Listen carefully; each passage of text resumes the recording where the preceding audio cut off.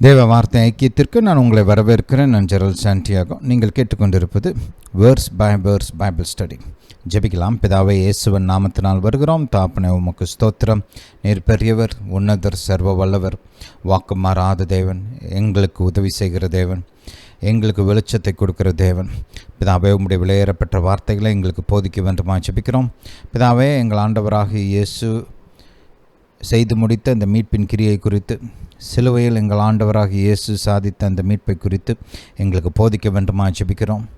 தாப்பனே, உம்முடைய ஞானம் புத்தி அறிவினால் நிரப்ப வேண்டுமா ஜெபிக்கிறோம். பிதாவே, நீரே பெரியவர், உன்னதர், சர்வ வல்லவர். தாப்பனே, உம்முடைய பலத்த கரத்தை நீட்டி மக்களை குணமாக்க வேண்டுமா ஜெபிக்கிறேன். அவர்கள் தேவைகளை சந்திக்க வேண்டுமா ஜெபிக்கிறேன். அவருடைய ஆசைகளை பூர்த்தி செய்ய வேண்டுமா ஜெபிக்கிறேன். தாப்பனே, உம்முடைய பலன் உண்டாகட்டும். ஆவி ஆத்மா சரீரத்தில் பலன் உண்டாகட்டும். முன்னேறுவதற்கான பலன், ஜெயிப்பதற்கான பலன், மேற்கொள்வதற்கான பலன் உண்டாகட்டும். தாப்பனே, உம்முடைய சமாதானம் உண்டாகட்டும், ஆறுதல் உண்டாகட்டும்.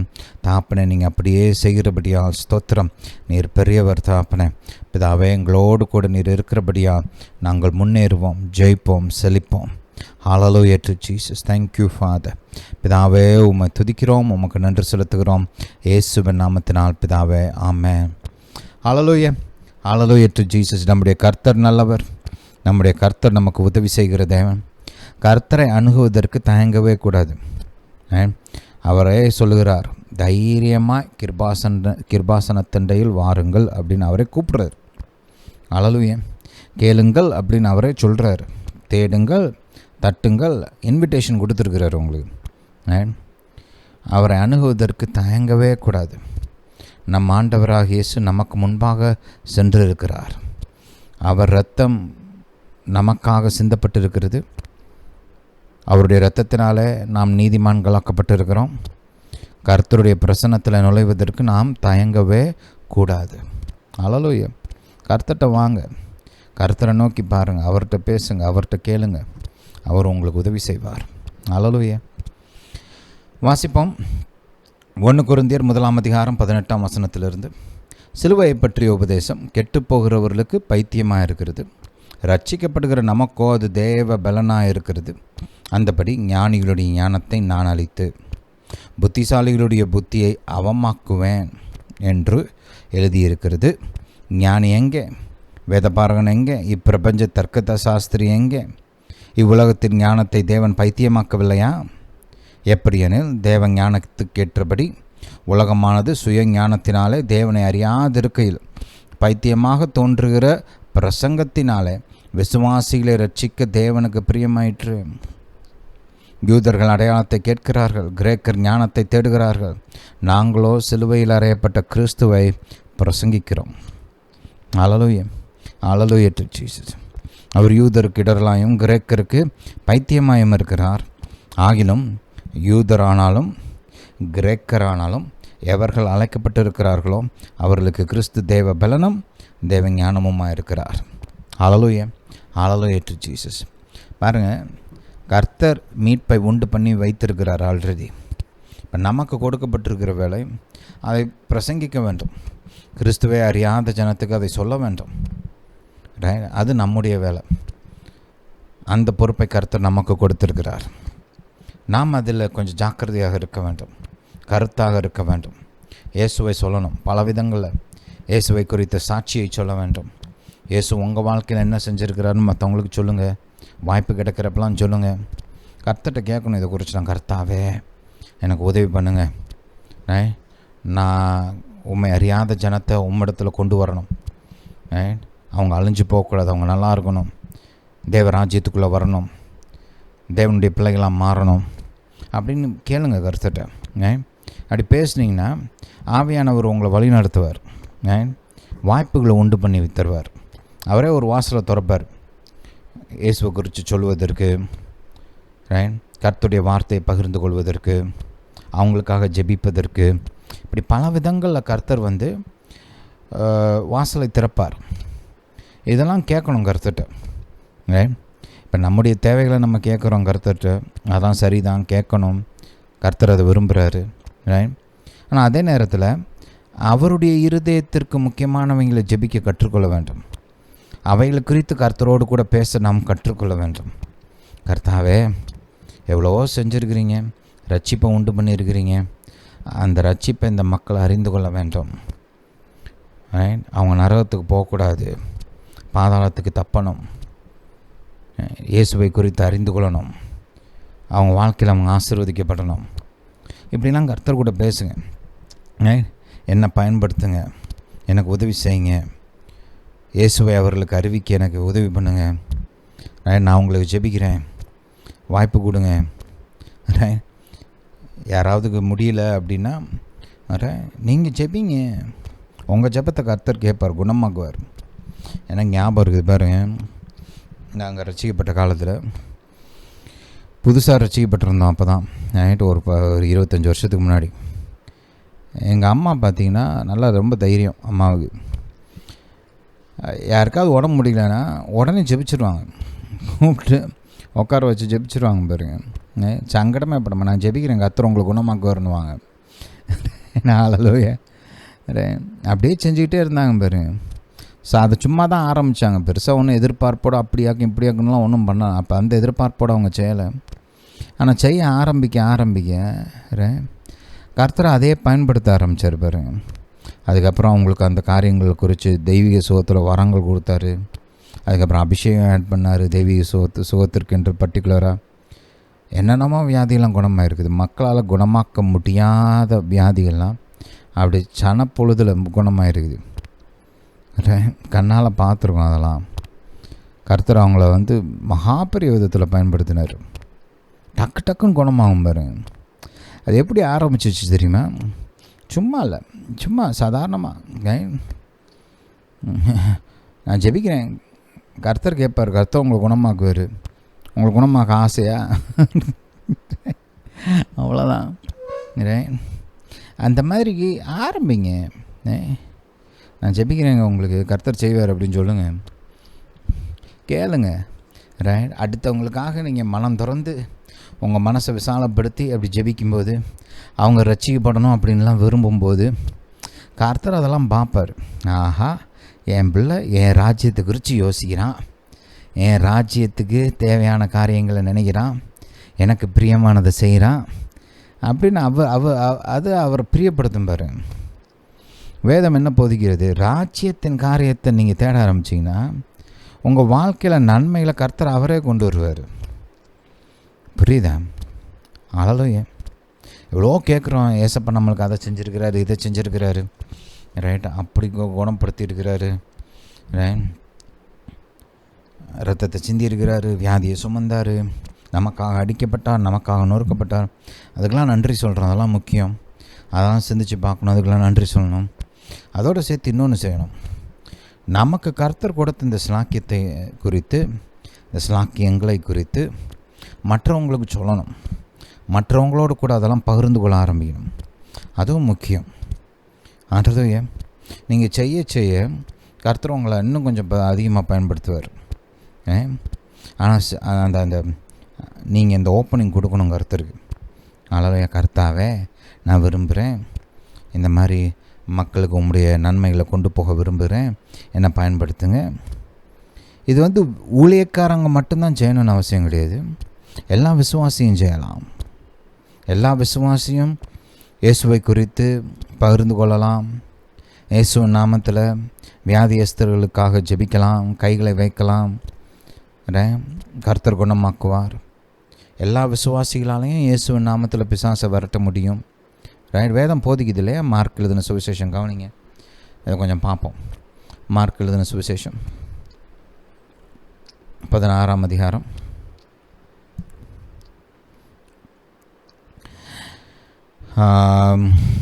17 வாசிப்போம்.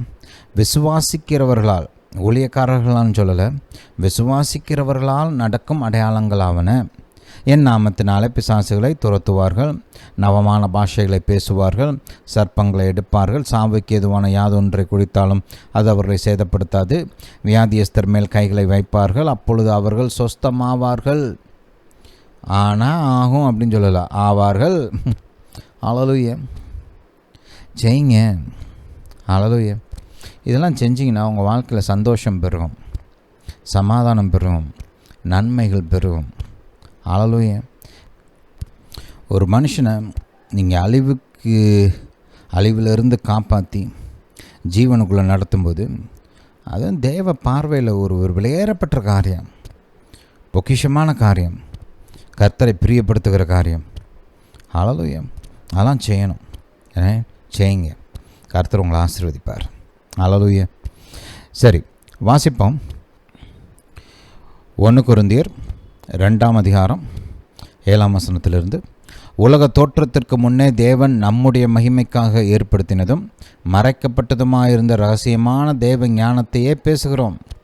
அதை இப்பிரபஞ்சத்து பிரபுக்களில் ஒருவனும் அறியவில்லை. அறிந்தார்களானால் மகிமையின் கர்த்தரை அவர்கள் சிலுவையில் அறைய மாட்டார்களே. எழுதியிருக்கிறபடி தேவன் தம்மில் அன்பு கூறுபவர்களுக்கு ஆயத்தம் பண்ணினவைகளை கண் காணவும் இல்லை, காது கேட்கவும் இல்லை, அவைகள் மனுஷனுடைய இருதயத்தில் தோன்றவும் இல்லை. நமக்கோ தேவன் அவைகளை தமது ஆவியினாலே வெளிப்படுத்தினார். ஹல்லேலூயா. பாருங்கள், இதெல்லாம் கர்த்தர் உங்களுக்காக ஏற்படுத்தி வைத்திருக்கிற காரியங்கள். மகிமையான எதிர்காலம், மகிமையான ஆசீர்வாதங்கள் இந்த வாழ்க்கையிலையும் சரி, இந்த பூமியிலையும் சரி, வருகிற நித்தியத்திலும் சரி, கர்த்தர் உங்களுக்காக ஆயத்தம் பண்ணி வைத்திருக்கிறார். அது உங்களுக்கு கிடைக்கணுன்றதுக்காக தான் ஏசப்பா சிலுவைக்கு போனார். புரியுதா? அவர் சிலுவையில் தொங்கினதுக்கு காரணம் உங்கள் வாழ்க்கையில் மகிமை உண்டாக வேண்டும் என்று. உங்கள் வாழ்க்கையில் மகிமை உண்டாக வேண்டும் என்று ஏசப்பா தன்னையே சிலுவை மரணத்துக்கு ஒப்பு கொடுத்தார். ஹல்லேலூயா. Hallelujah to Jesus. சரி, தேவ ஆட்டுக்குட்டி நம்முடைய ஆண்டவராக இயேசு உலகத்தின் பாவத்தை போக்க வந்த தேவ ஆட்டுக்குட்டி என்பதை குறித்து போன மெசேஜில் பார்த்தோம் இல்லையா? அதில் ஒரு 2 வசனத்தை வாசிச்சுட்டு கண்டினியூ பண்ணுவோம். யோவான் எழுதின சுவிசேஷம் 1ஆம் அதிகாரம். ஹல்லேலூயா. 29ஆம் வசனத்தை கவனிங்க. மறுநாளில் யோவான் இயேசுவை தன்னிடத்தில் வர கண்டு, இதோ உலகத்தின் பாவத்தை சுமந்து தீர்க்கிற தேவ ஆட்டுக்குட்டி. பழைய ஏற்பாட்டில் பார்த்தீங்கன்னா தனி மனிதனுடைய பாவத்திற்கான பரிகாரம் போதிக்கப்பட்டது. ஒரு பட்டணம் இல்லை ஒரு தேசம், குடும்பம், இப்படி எதுக்காகலாம் பலிகள் செலுத்தினாங்க. ஆனால் அந்த உலகத்தின் பாவத்தை போக்குற பலின்னு எதுவும் பழைய ஏற்பாட்டில் மக்களுக்கு கொடுக்கப்படலை. அது இயேசு ஆண்டவர் மட்டும்தான். அவர் தான் ஒரு தனி மனிதனுடைய பாவத்தை மட்டுமல்ல, இல்லை ஒரு ஊர், இல்லை ஒரு தேசம், இல்லை தன்னுடைய உடன்படிக்கை மக்களான இஸ்ரவேலின் பாவத்தை போக்குவதற்கு மட்டுமல்ல, உலகத்தின் பாவத்தை போக்கும்படி நம் ஆண்டவராகிய இயேசு சிலுவையில் தேவ ஆட்டுக்குட்டியாக மரித்தார். குறிப்பாக யோவான் மூலமாக இந்த சத்தியம் திரும்ப திரும்ப பல இடங்களில் போதிக்கப்படுகிறது. போன மெசேஜில் அதெல்லாம் பார்த்தோம். நம்ம இன்னும் ஒரு சில வசனங்களை கவனிப்போம். 10ஆம் அதிகாரம் போங்க. நம்ம ஆண்டவராகிய இயேசு சொல்கிறத கொஞ்சம் கவனிங்க. 16ஆம் வசனம். இந்த தொழுவத்தில் உள்ளவைகளால் அல்லாமல் வேறே ஆடுகளும் எனக்கு உண்டு. அதாவது இஸ்ரவேல் மக்கள் மட்டுமல்ல, மற்ற தேசங்களில் வாழுகிற மக்களும் எனக்கு உண்டு. அவைகளையும் நான் கொண்டு வர வேண்டும். அவைகள் என் சத்தத்துக்கு செவி கொடுக்கும். அப்பொழுது ஒரே மந்தையும் ஒரே மேய்ப்பனும் ஆகும். ரைட். ஹல்லேலூயா.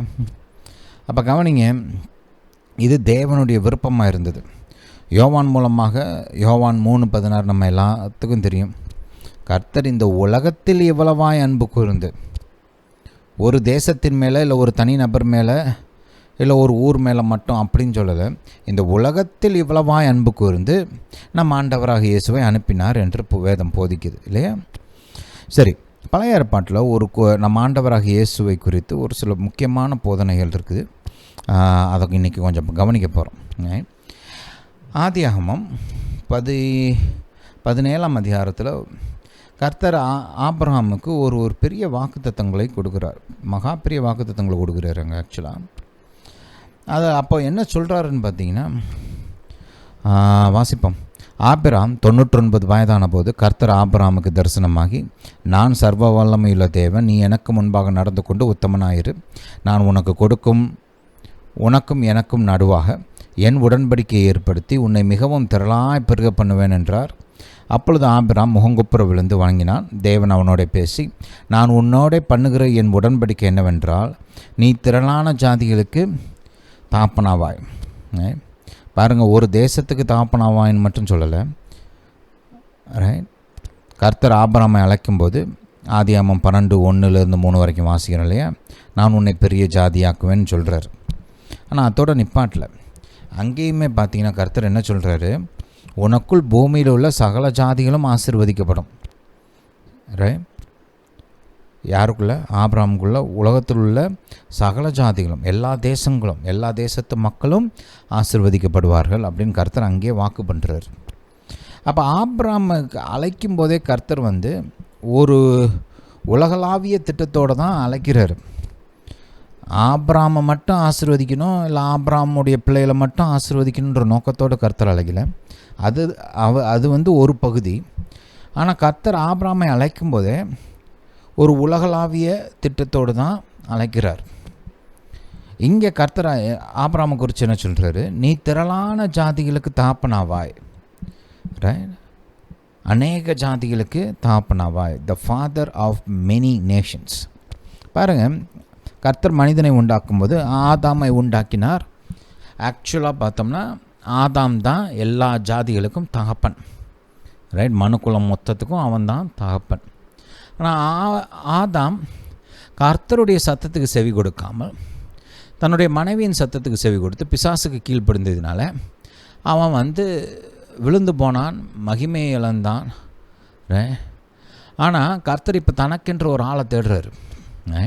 நான் அவர் திட்டம் நிறைவேறணும். அவர் மொத்த மனுக்குலத்தையும் மீட்டெடுக்க விரும்புகிறார். மொத்த மனுக்குலத்தையும் தன்னுடைய குடும்பத்துக்குள்ளே மறுபடியும் கொண்டு வர விரும்புகிறார், தன்னுடைய ராஜ்யத்துக்குள்ளே கொண்டு வர விரும்புகிறார். அப்போ கர்த்தர் ஆபிரகாமை அழைக்கிறார். ஆபிரகாமுடைய அழைப்பு என்ன? அநேக ஜாதிகளுக்கு தகப்பன், the father of many Nations. இதை மைண்டில் வச்சுக்கோங்க. இதை புரிஞ்சுக்கிட்டால் தான் ஆபிரகாமுடைய வாழ்க்கையில் கர்த்தர் செய்த காரியங்களுக்கு உங்களுக்கு அர்த்தம் வழங்கும். பாருங்கள், வெறும் ஆபிரகாமுக்கு ஒரு பிள்ளை கொடுக்கணும்னு நினச்சிருந்தா கர்த்தர் அது எப்பயோ கொடுத்துருந்துருக்கலாம். அது ரொம்ப சுலபமான விதத்துலேயுமே நடந்திருக்கும். ஆனால் கர்த்தர் ஒரு நோக்கத்தோடு ஒரு திட்டத்தோடு அழைக்கிறார்.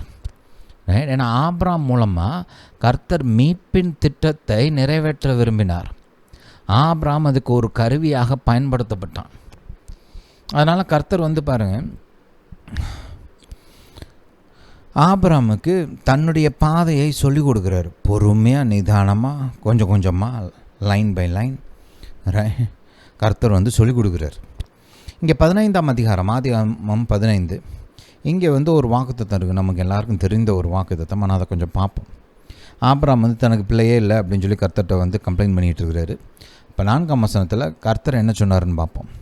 அப்பொழுது கர்த்தருடைய வார்த்தை அவனுக்கு உண்டாகி, இவன் உனக்கு சுதந்திரவாளி அல்ல, உன் கற்ப பிறப்பாக இருப்பவனே உனக்கு சுதந்திரவாளி என்று சொல்லி அவர் அவனை வெளியே அழைத்து, நீ வானத்தை அண்ணாந்து பார், நட்சத்திரங்களை என்ன உன்னாலே கூடுமானால் அவைகளை என்ன என்று சொல்லி பின்பு அவனை நோக்கி, உன் சந்ததி இவ்வண்ணமாய் இருக்கும். இவ்வண்ணமாய்னா இவ்வளவாய். நட்சத்திரங்கள் எத்தனை இருக்கிறோ அந்த அளவுக்கு உன் பிள்ளைகள் இருக்குன்னு சொல்கிறார். ஹல்லேலூயா. நட்சத்திரங்களுடைய எண்ணிக்கையை போல் உனக்கு சந்ததியார் உண்டாவார்கள் அப்படின்னு அப்படியே சொல்கிறார் கர்த்தர். அப்போது இது நீங்கள் புதிய ஏற்பாட்டோட வெளிச்சத்தில் பார்த்தீங்கன்னா பரிசுத்த ஆவியானவர் பவுல் அப்போஸ்தலன் மூலமாக தெளிவாக சொல்கிறாரு. இது ரட்சிக்கப்பட்ட தேவ பிள்ளைகளை குறித்த வாக்குத்தத்தம் என்று நமக்கு போதிக்கப்படுகிறது. கர்த்தர் தெளிவாக போதிக்கிறாங்க. ரோமருக்கு எழுதின சுவிசேஷம், நிருபம், ரோமருக்கு எழுதின நிருபம் 4ஆம் அதிகாரம். ஹல்லேலூயா. அப்போ பாருங்கள், 16 வாசிப்போம். ஆதலால் சுதந்திரமானது கிருபையினாலே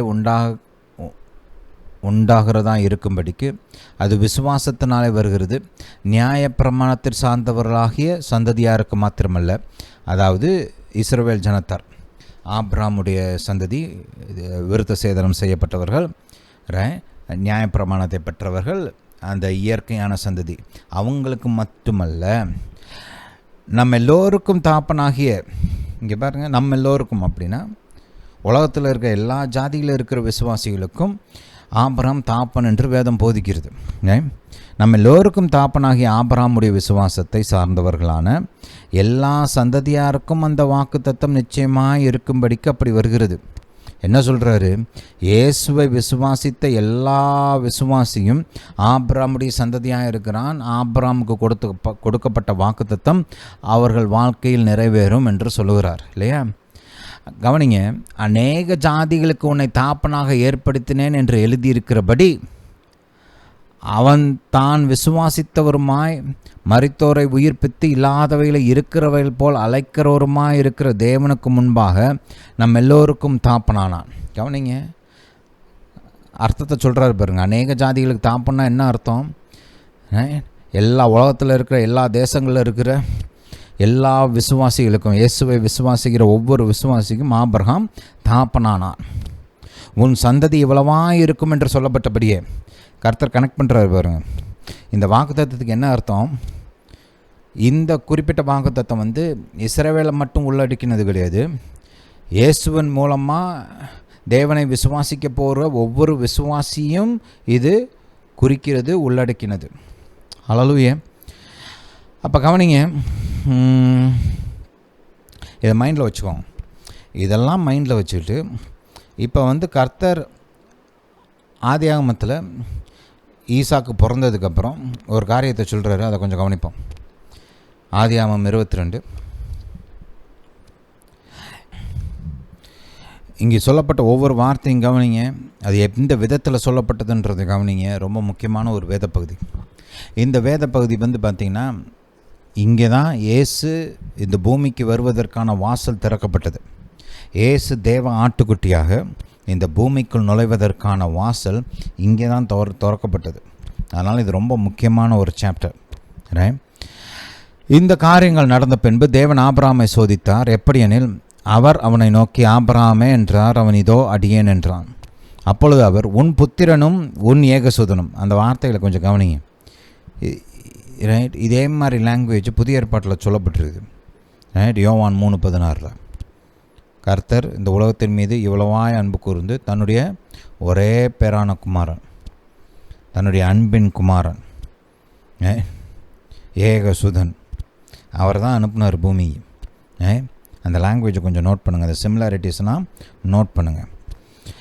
உன் நேசகுமாரனாகிய ஈசாக்கை நீ இப்பொழுது அழைத்து கொண்டு மோரியா தேசத்துக்கு போய் அங்கே நான் உனக்கு குறிக்கும் மலைகள் ஒன்றின் மேல் அவனை தகன பலியாக பலியிடு என்றார். ஆபிரகாம் அதிகாலையில் எழுந்து தன் கழுதையின் மேல் சேனங்கட்டி தன் வேலைக்காரர்கள் 2 பேரை தன் 2 பேரையும் தன் குமாரன் ஈசாக்கையும் கூட்டிக் கொண்டு தகன பலிக்கு கட்டைகளையும் பிளந்து கொண்டு தேவன் தனக்கு குறித்த இடத்திற்கு புறப்பட்டு போனான். 3ஆம் நாளில் ஆபிரகாம் தன் கண்களை ஏறெடுத்து பார்த்து தூரத்திலே அந்த இடத்தை கண்டான். அப்பொழுது ஆபிரகாம் தன் வேலைக்காரரை நோக்கி, நீங்கள் கழுதையை நிறுத்தி இங்கே காத்திருங்க, நானும் பிள்ளையாண்டனும் அவ்விடம் மட்டும் போய் தொழுது கொண்டு உங்களிடத்தில் திரும்பி வருவோம் என்றான். அது கொஞ்சம் அண்டர்லைன் பண்ணிக்கோங்க. உங்களிடத்தில் திரும்பி வருவோம். யார்? நானும் பிள்ளையாண்டானும் 2 பேரும் வருவோம். வருவேன்னு சொல்லலை, வருவோம் அப்படின்னு சொல்கிறார். நான் ஆரம்ப காலங்களில் இதை வாசிக்கும் போது பொய் சொல்கிறாரு போல இருக்குது. அவங்களுக்கு மேலே பிரச்சனை தெரிய வேண்டாம் அப்படின்னு மறைக்கிறாரு போல இருக்குது அப்படின்னு நினச்சேன்.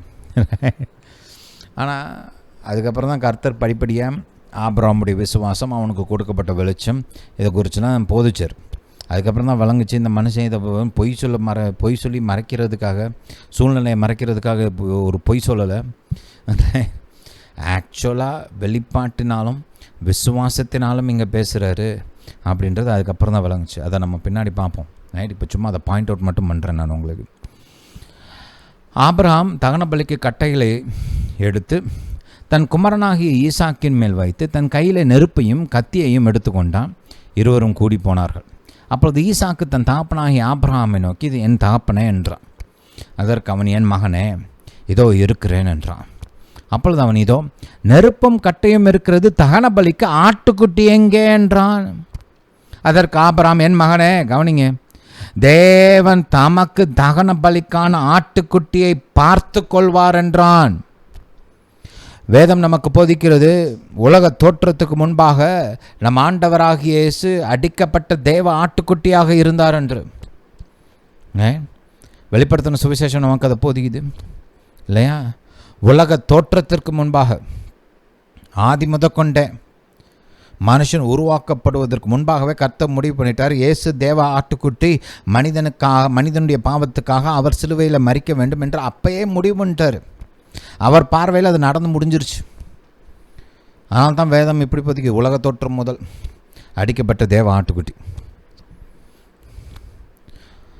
என்ன ஒரு அருமையான கர்த்தர் இல்லையா? அவர் பார்த்து கொள்வார் அப்படின்னு சொல்கிறான். இங்கே வந்து அவன் ஒரு தீர்க்க தரிசனமாக சொல்கிறான் பாருங்க.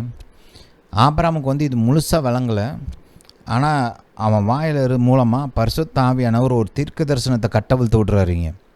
இப்படி நிறைய நேரத்தில் நடக்கும். நீங்கள் உதாரணத்தை பார்த்தீங்கன்னா, நம்ம ஆண்டவராக இயேசுவை சிலுவையில் அறையிறதுக்கு முன்னாடி லாசருவை உயிரோடு எழுப்புறாங்க. கர்த்தர் எழுப்புறாரு. எழுப்புனதுக்கப்புறம் இந்த அவருடைய சத்துருக்கள்லாம் ஒன்றும் கூட்டம் கூடி இவர் நிறைய அற்புதம் பண்ணுறாரு, எல்லோரும் இவர் பின்னாடி போகிறாங்க, ரைட்டு அப்படின்னு அங்கே உட்காந்து அவருக்கு விரோதமாக சதி பண்ணிகிட்டு இருக்கும்போது கயஃபாஸ் அவன் பொல்லாதவன் பாருங்க, ரைட், கொலகாரப்ப அவன் வந்து பிரதான ஆசாரியர்.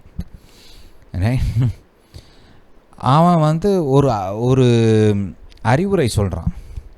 அவன் வாயை திறந்து பேச ஆரம்பிக்கும்போது ஆவியானவர் அவன் மூலமாக ஒரு தீர்க்க தரிசனத்தை கட்டவிழ்த்து விடுகிறாராங்க.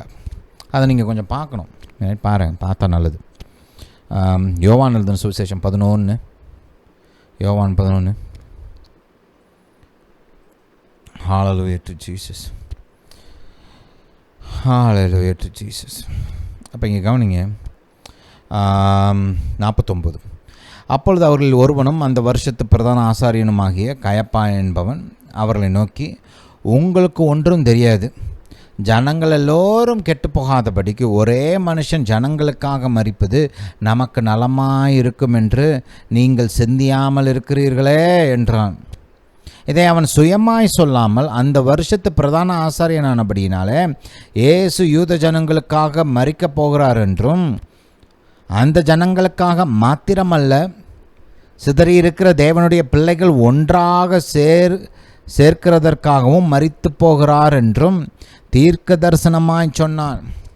அவன் நான் இப்போ ஒரு தீர்க்க தரிசனம் சொல்ல போகிறேன்னு சொல்லலை, அவன் அங்கே உட்காந்து சதி பண்ணிகிட்டு இருக்கிறான், ரைட். ஆனால் பாருங்கள், ஆவியானவர் அவன் வாய் மூலமாக இயேசுவை குறித்த ஒரு தீர்க்க தரிசனத்தை, இயேசுவுடைய மரணம் அதனால் உண்டாக போகிற மீட்பை குறித்து ஒரு தீர்க்க தரிசனத்தை கட்டவிழ்த்து விடுகிறாராங்க.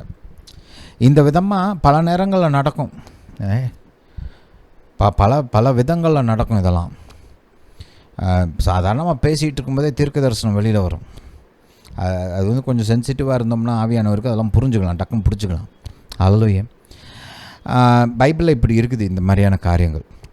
அப்போது ஆபிரகாம் வந்து அந்த விதத்தில் தான் பேசுகிறார், ரைட். ஒரு தீர்க்க தரிசனமாக சொல்கிறாரு, கர்த்தர் தனக்கென்று தேவ ஆட்டுக்குட்டியை அவரே ஆயத்தம் பண்ணுவார் அப்படின்னு. 2 விதத்தில் அது நிறைவேறுச்சு. ஒன்று பார்த்தீங்கன்னா, அங்கே ஈசாக்குக்கு பதிலாக கர்த்தர் ஆல்ரெடி ஒரு ஆட்டுக்குட்டி ஆயத்தம் பண்ணி வச்சுருந்தார். ஏன்னா ஆபிரகாம் கீழ்ப்படிவான், அங்கே ஈசாக்கு தகன பலியாக ஒப்பு கொடுக்கப்படுறதுக்கு பதிலாக அங்கே வந்து ஒரு ஆட்டுக்குட்டி வந்து அடிக்கப்படணும் அப்படின்னு சொல்லிட்டு கர்த்தரை ஒரு ஆட்டுக்குட்டியை அங்கே ரெடி பண்ணி வச்சுருக்கிறார். அது ஒரு நிறைவேறுதல். அதை காட்டிலும் இன்னும் ஆழமான ஒரு அர்த்தம் இருக்குது. அது என்னென்னா, இங்கே இந்த மனுஷன் அடிக்கப்படுறதுக்கு பதில் இவனோட இடத்துல தேவ ஆட்டுக்குட்டியாக இயேசு அடிக்கப்படுவார். அதுதான் அந்த ஹையர் லெவல் ஃபுல்ஃபில்மெண்ட், ரைட். இன்னும் மேலான நிறைவேறுதல் வந்து அதுதான். ஹல்லேலூயா, ஹல்லேலூயா டு ஜீசஸ். இந்த வார்த்தைகள்லாம் ரொம்ப முக்கியமான வார்த்தைகள். பழைய ஏற்பாட்டிலிருந்தே கர்த்தர் இதெல்லாம் பேசிக்கிட்டே வர்றாரு. ஆரம்பத்தில் இருந்தே இயேசு வந்து சிலுவையில் மரிக்க போகிறது ஏதோ ஒரு புது போதனை கிடையாது. ஆதி ஆகமத்திலிருந்தே கர்த்தர் பல விதங்களில் பல இடத்துல, ரைட், கர்த்தர் இதை வந்து போதிச்சுக்கிட்டே இருக்கிறார், திரும்ப திரும்ப திரும்ப திரும்ப. சரி, இப்போ மறுபடியும் ஆதி ஆகமத்துக்கு போவோம். ஹல்லேலூயா டு ஜீசஸ். இங்கே வந்து பாருங்கள், கர்த்தர் ஏன் ஆபிரகாம் இந்த சோதனைக்கு உட்படுத்தினார்ன்றதை நம்ம கவனிக்க போகிறோம். நான் ஆரம்பத்துலேயும் உங்கள்கிட்ட சொல்லிட்டேன், ரைட். இது வந்து ஏதோ ஆபிரகாம் வந்து ஏன்னா அன்பு கூறானா இல்லையா அப்படின்னு டெஸ்ட் பண்ணுறதுக்கு கர்த்தர் பண்ணது கிடையாது. இது ரைட், மனுக்குலத்தின் மீட்பின் திட்டத்துக்காக வாசலை திறக்கும்படி, இயேசுடைய வருகைக்கான வாசலை திறக்கும்படி கர்த்தர் ஆபிரகாமுக்கு இந்த கட்டளையை கொடுக்குறார். அவன் கீழ்ப்படிஞ்சானா அந்த கீழ்ப்படிதல் இயேசுடைய வருகைக்கு வாசலை திறக்கும். இதுக்கு ஆபிரகாம் வந்து கரெக்டான கேண்டிடேட். ஏன்னா ஆபிரகாம் யார்? கர்த்தர் என்ன சொன்னார் 17ஆம் அதிகாரத்தில்? அநேக ஜாதிகளுக்கு தகப்பன், the father of many Nations. அந்த ஸ்தானத்தில் இருந்து அவன் இதை செய்கிறான். புரியுதா? ஏதோ ஈசாக்குடைய அப்பா அப்படி இல்லை. அவன் இதை செஞ்சது வந்து அநேக ஜாதிகளின் தகப்பன் என்ற அந்த ஸ்தானத்திலேருந்து, கர்த்தர் அவனுக்கு கொடுத்திருந்த அந்த ஸ்தானத்திலிருந்து அவன் அதை செய்கிறான். ரெண்டாவது, இவன் உடன்படிக்கை மனிதன், தேவனுடைய உடன்படிக்கையை பெற்றவன். கர்த்தருடைய வாக்குத்தத்தங்களை பெற்றவன். என்ன வாக்குத்தத்தம்? ஆசீர்வதிப்பென்ற வாக்குத்தத்தம் மட்டுமல்ல, உன்னை பெரிய ஜாதியாக்குவேன், உனக்குள் பூமியில் உள்ள சகல ஜாதிகளும் ஆசீர்வதிக்கப்படும் என்ற சுவிசேஷத்தின் வாக்குத்தத்தத்தை பெற்றவன் இல்லையா? அப்போ இவன் தான் கரெக்டான கேண்டிடேட். ஆரம்பத்துலேருந்தே கர்த்தர் இதெல்லாம் பிளான் பண்ணி செட் பண்ணி இருக்கிறார். நம்ம வாசிக்கிறப்ப சில சமயம் மேலோட்டமாக வாசிச்சுட்டு போயிடுறோம். ஆனால் இதுக்குள்ளே ஆழமான காரியங்கள் இருக்குது. அதெல்லாம் கவனிக்கணும். அப்போது ஆரம்பத்துலேருந்தே கர்த்தர் ஆபிரகாமை அழைக்கும்போது இந்த நோக்கத்தோடு இப்படியெல்லாம் நடக்கணும்னு தான் அழைத்து அவனை வழி நடத்திட்டு இருக்கிறார். இந்த காரியங்களையும் புரிஞ்சுக்கிட்டிங்கன்னா தான் ஆபிரகாமோட கர்த்தர் பேசின விதம், அவரை நடத்தின விதத்துக்கெல்லாம் காரணம் வழங்கும் உங்களுக்கு. ஹல்லேலூயா டு ஜீசஸ். சரி, மைண்டில் வச்சுக்கோங்க. தொடர்ந்து வாசிப்போம். ஹல்லேலூயா to Jesus. Hallelujah to Jesus. சரி, 9ஆம் வசனத்தை பார்ப்போம். தேவன் அவனுக்கு சொல்லியிருந்த இடத்துக்கு வந்தார்கள்.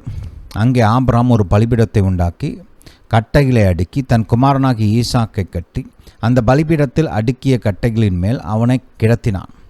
பின்பு ஆபிரகாம் தன் குமாரனை வெட்டும்படிக்கு தன் கையை நீட்டி கத்தியை எடுத்தான்.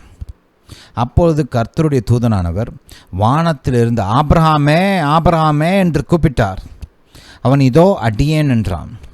அதற்கு அவர், பிள்ளையாண்டான் மேல் உன் கையை போடாதே, அவனுக்கு ஒன்றும் செய்யாதே. நீ அவனை உன் புத்திரன் என்றும், கவனிங்க இது ரொம்ப முக்கியம், நீ அவனை உன் புத்திரன் என்றும் உன் ஏகசுதன் ஒரே பிள்ளை என்றும் பாராமல் எனக்காக ஒப்பு கொடுத்தபடினான்.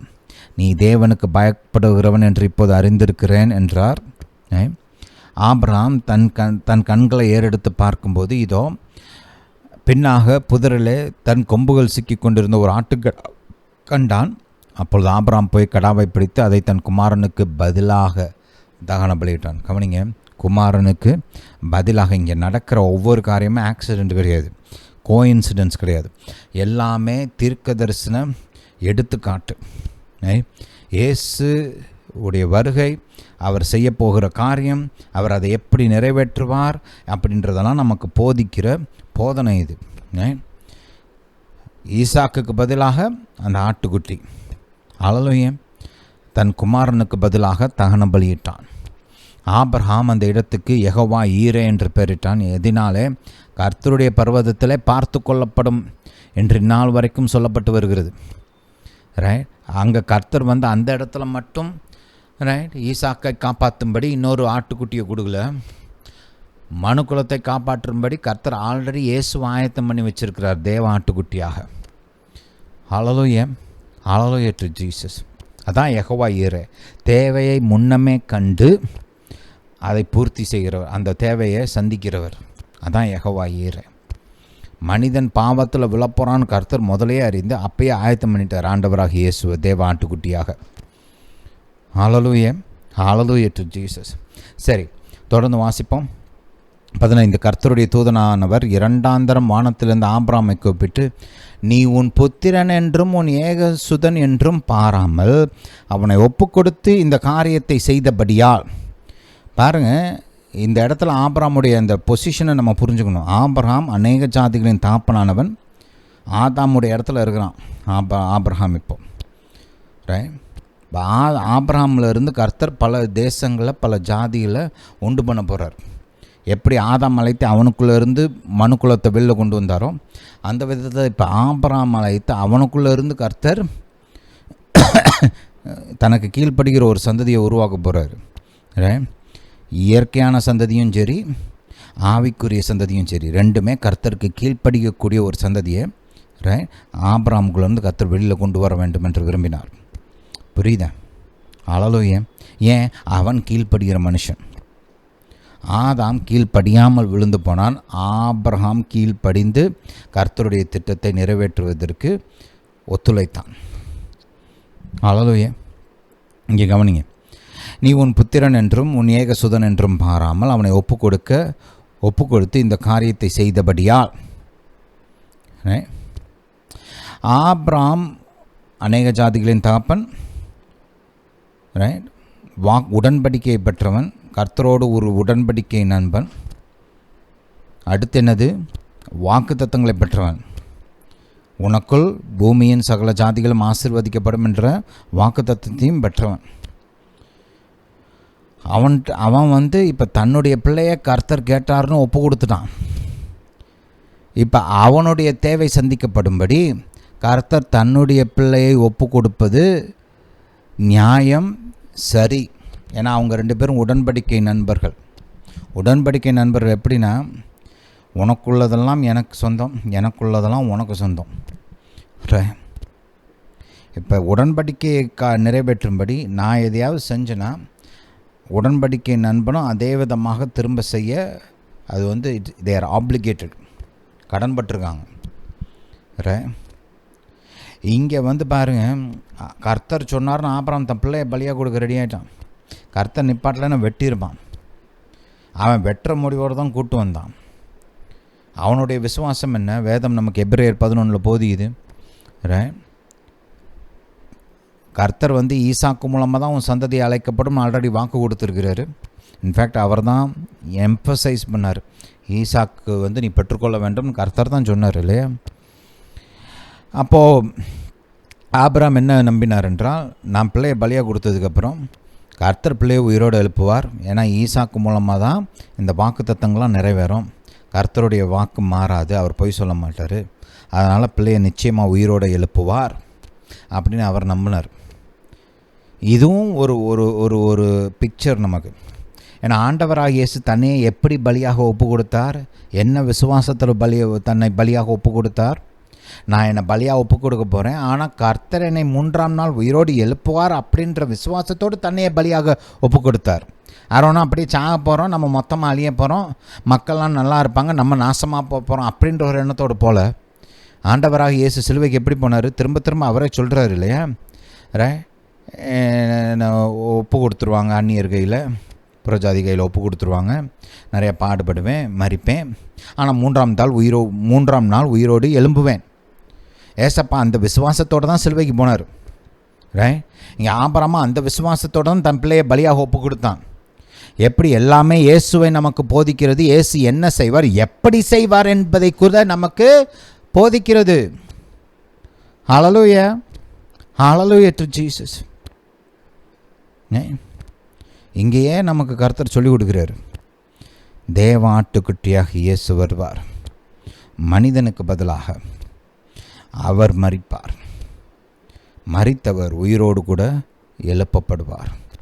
அங்கே ஆதி ஆகமத்திலே நமக்கு அது போதிக்கப்படுகிறது. ஹல்லேலூயா, ஹல்லேலூயா டு ஜீசஸ். சரி, இந்த காரியங்களை குறித்தெல்லாம் நம்ம இன்னும் நிறைய பார்ப்போம். இந்த போதனை கேட்டபடியால் நன்றி. கர்த்தர் உங்களை ஆசீர்வதிப்பாராக. நம்முடைய இயேசு ராஜா சீக்கிரம் வருகிறார்.